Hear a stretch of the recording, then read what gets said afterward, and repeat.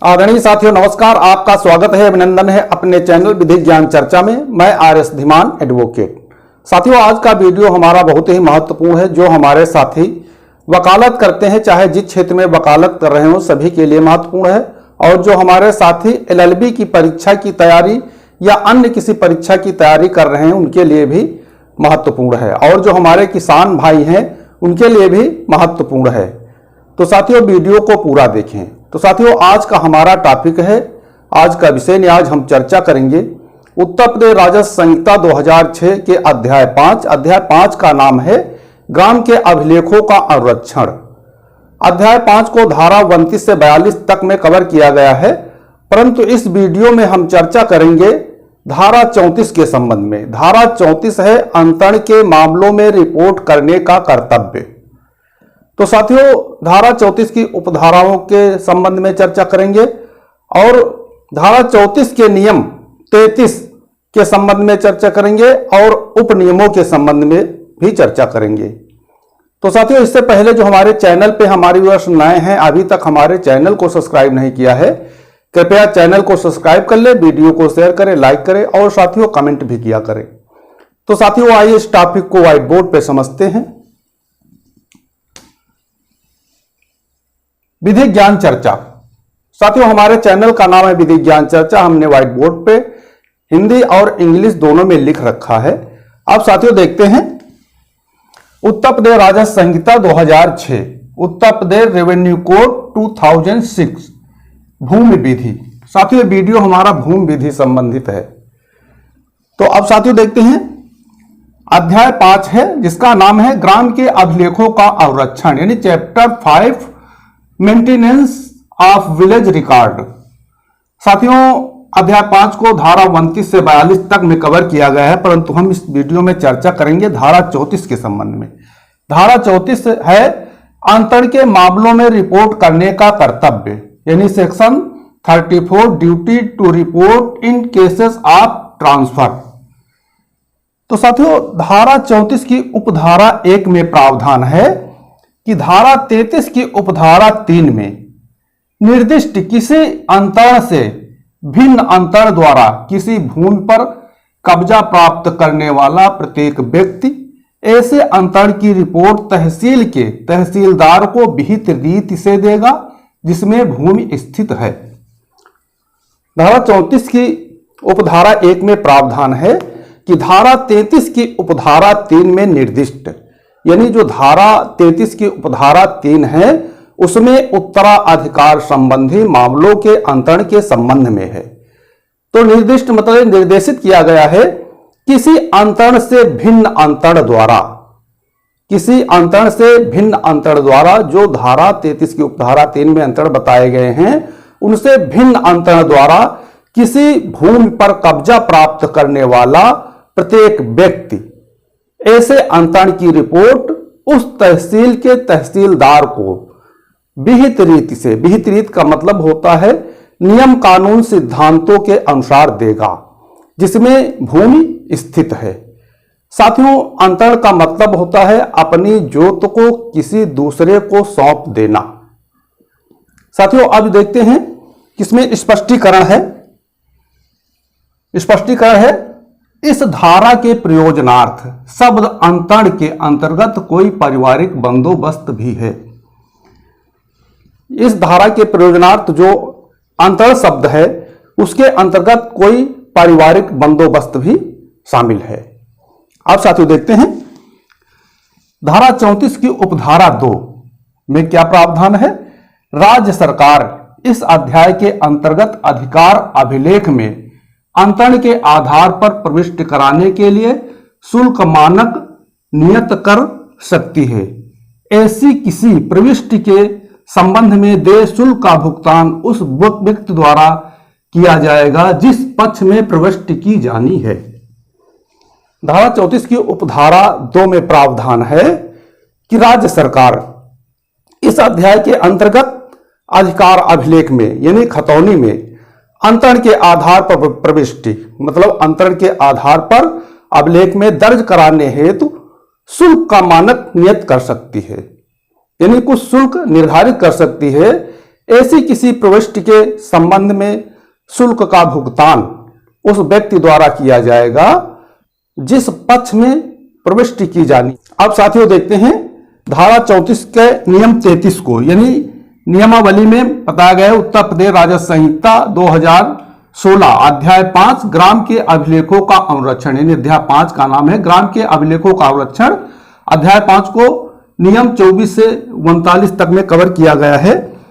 तो अब हम देखते हैं कि नियम 33 में क्या है। नियम 33 में है अंतरण के संबंध में रिपोर्ट, जो धारा 34 के संबंध में है। नियम 33 की उपनियम 1 में प्रावधान है कि धारा 34 में वर्णित अंतरण द्वारा किसी भूमि पर कब्जा प्राप्त करने वाले व्यक्ति द्वारा या उसकी ओर से प्रत्येक रिपोर्ट यथासंभव शीघ्र आरसी प्रपत्र 11 में की जाएगी। नियम 33 के उपनियम 1 में प्रावधान है कि धारा 34 में वर्णित अंतरण द्वारा किसी भूमि पर कब्जा प्राप्त करने वाले व्यक्ति द्वारा या उसकी ओर से प्रत्येक रिपोर्ट यथासंभव शीघ्र आरसी प्रपत्र 11 में की जाएगी। तो साथियों आरसी प्रपत्र का प्रारूप इस प्रकार से है।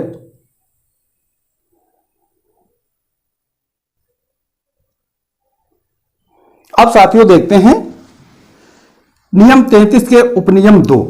नियम 33 के उपनियम 2 में बताया गया है कि नियम 29 के उपनियम 3 लगायत 6, यानी कि नियम 29 के उपनियम 3 लगायत 6 के प्रावधान आवश्यक परिवर्तनों के साथ इस नियम के अंतर्गत प्रेषित प्रत्येक रिपोर्ट पर लागू होंगे। साथियों नियमावली में यही दिया है कि नियम 29 के उपनियम 3 लगायत 3 से 6 के संबंध में बताया गया है और ये के प्रावधान आवश्यक परिवर्तनों के साथ इस नियम के अंतर्गत प्रेषित प्रत्येक रिपोर्ट पर लागू होंगे। लेकिन हमने जो यहां बताया गया है कि नियम 29 के उपनियम 3 लगायत 6, तो हमने 3 से 6 तक नियमों का भी यहां उल्लेख कर दिया है, यानी कि नियम 3, नियम 4, नियम 5 और नियम 6। तो 3 से लगायत 6 तक नियमों का उल्लेख भी हमने यहां कर दिया है ताकि समझने में आसानी हो जाए। तो साथियों अब देखते हैं कि नियम 29 के उपनियम 3 में क्या है। प्रत्येक ग्राम के लिए पृथक रिपोर्ट तैयार की जाएगी और यदि भूमि एक से अधिक तहसील के अंतर्गत हो तो कलेक्टर निश्चय करेगा कि कार्रवाई किस तहसील के अंतर्गत की जाएगी। जो नियम 29 का उपनियम 3 है उसमें है कि प्रत्येक ग्राम के लिए पृथक रिपोर्ट, यानी प्रत्येक ग्राम के लिए अलग रिपोर्ट प्रस्तुत की जाएगी और यदि भूमि एक से अधिक तहसील क्षेत्र के अंतर्गत है तो कलेक्टर निश्चय करेगा कि कार्रवाई किस तहसील के अंतर्गत की जाएगी। उसके बाद साथियों देखते हैं नियम 29 के उपनियम 4 में यह बताया गया है कि उपरोक्त रिपोर्ट लेखपाल के माध्यम से राजस्व निरीक्षक को प्रेषित की जा सकेगी। लेखपाल उसके लिए तत्काल एक रसीद जारी करेगा। ऐसी रिपोर्ट के लिए कोई स्टैंप शुल्क दे नहीं होगा। नियम 29 के उपनियम 4 में प्रावधान है कि उपरोक्त रिपोर्ट लेखपाल के माध्यम से राजस्व निरीक्षक यानी कानूनगो आरआई को प्रेषित की जाएगी या की जा सकेगी। लेखपाल उसके लिए तत्काल एक रसीद जारी करेगा। ऐसी रिपोर्ट के लिए कोई स्टैंप शुल्क दे नहीं होगा, मतलब ऐसी रिपोर्ट के लिए कोई शुल्क दे नहीं है। अब साथियों देखते हैं नियम 5। नियम 5 में है यदि उत्तराधिकार द्वारा कब्जा प्राप्त करने वाला प्रत्येक व्यक्ति अवश्य है तब ऐसी रिपोर्ट उसके संरक्षक अथवा वाद मित्र द्वारा प्रस्तुत की जा सकेगी। जो नियम 5 है यानी नियम 29 का उपनियम 5 है उसमें प्रावधान है, बताया गया है कि यदि उत्तराधिकारी द्वारा कब्जा प्राप्त करने वाला व्यक्ति अवश्य है तब ऐसी रिपोर्ट उसके संरक्षक अथवा वाद मित्र द्वारा प्रस्तुत की जा सकेगी। अब साथियों देखते हैं नियम 6।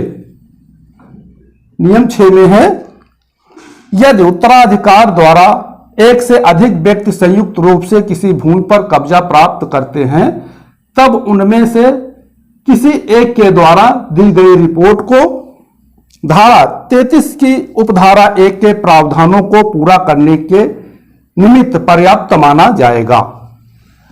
जो नियम 6 है उसमें प्रावधान है कि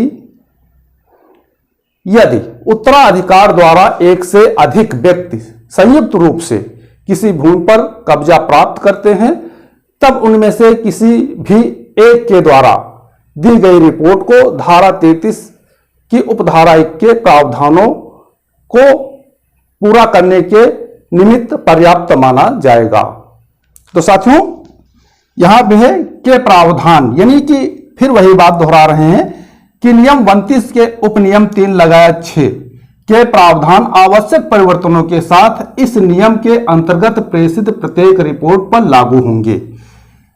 परिवर्तनों के साथ, प्रावधान आवश्यक परिवर्तनों के साथ, यहां आवश्यक परिवर्तनों के साथ दिया गया है। तो क्या परिवर्तन है? जैसे कि यहां उत्तराधिकार द्वारा लिखा है तो यहां अंतर द्वारा हो जाएगा, और जैसे यहां उत्तराधिकार द्वारा लिखा, यहां अंतर द्वारा हो जाएगा। इसलिए यहां पे लिखा है प्रावधान आवश्यक परिवर्तनों के साथ। तो अब साथियों देखते हैं अगला पॉइंट।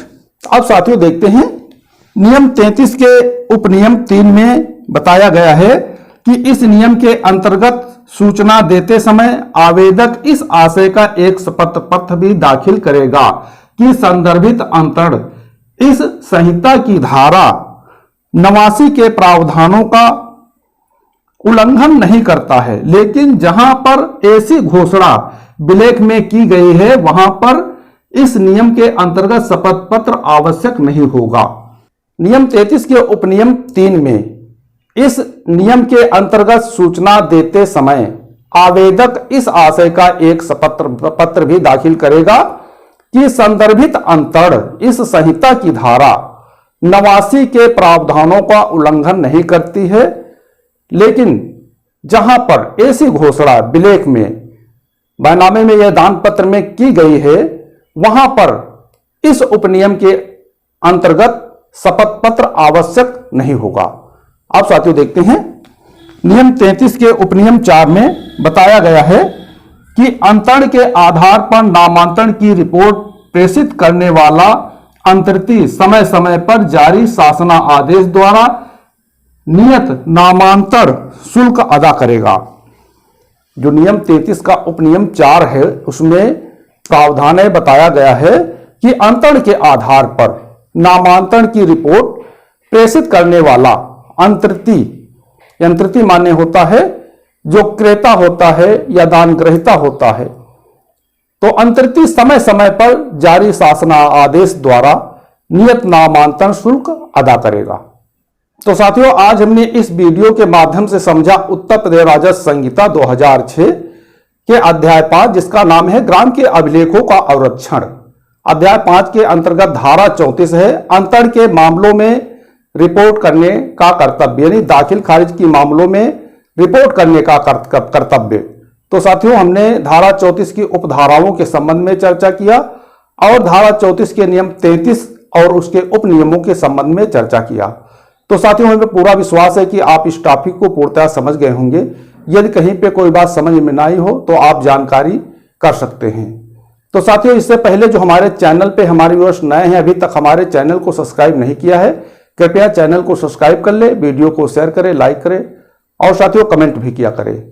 तो साथियों, आज के वीडियो में बस इतना ही। अगले वीडियो तक के लिए नमस्कार।